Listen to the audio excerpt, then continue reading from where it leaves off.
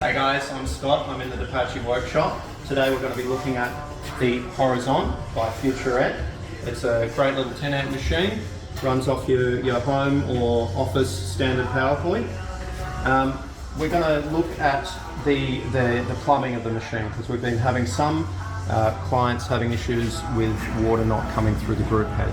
So it runs off tanks or the tank in the machine, or you can plumb it in yourself to your water supply. So we've got a switch down here which controls the options. This line is drawing from the tank, so if you have the switch in this position, this is drawing your water from your tank. Now in between, that's just an off position, and to the other direction will be your main supply. You'll have a braided hose or something similar bringing in your water supply here. Now you have to make sure that this switch is all the way, one way or the other. Now if you're on mains, you still want some water in the tank. Otherwise that can cause the machine some problems. So you've got your water tank here. If you're on your main supply, you still want some water in the machine because there's a sensor there that detects whether the tank is empty.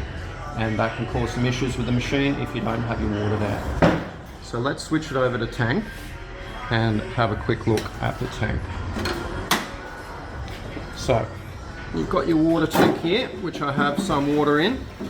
As I said before, there should always be some water in this tank. You never want this tank to run dry. Now you also can quickly just check this little nipple here and make sure that water is flowing freely through that. And down in here, we do have, this is a machine we're just about to ship out to a lucky customer, and one thing that can happen in transit is that this little cable here, if you can see, yeah, we can see that, this one can sometimes pop loose. And that's the sensor that is detecting whether there's water in the tank. So that needs to be secured. So just double check that. You've got your nipple freely flowing. Pop your tank in and then select either tank or mains and you should be good to go. Okay, just adding in a few little extra pieces here. This bracket can sometimes be a bit loose. That's just held in by a single Phillips head in here. So if this is loose at all, that can get the sensor a bit wonky, so make sure you tighten that up. We can get blockages in here. The older model had gauze in this fitting through here. It doesn't look like the newer models have that, but we might still get some blockages. So you'll need a 17 for here, a 19, and a 22 for this job.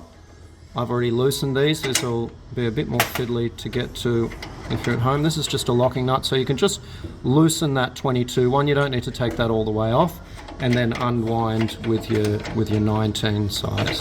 And this will come off the bracket, and you can check in here. Make sure you can see straight through.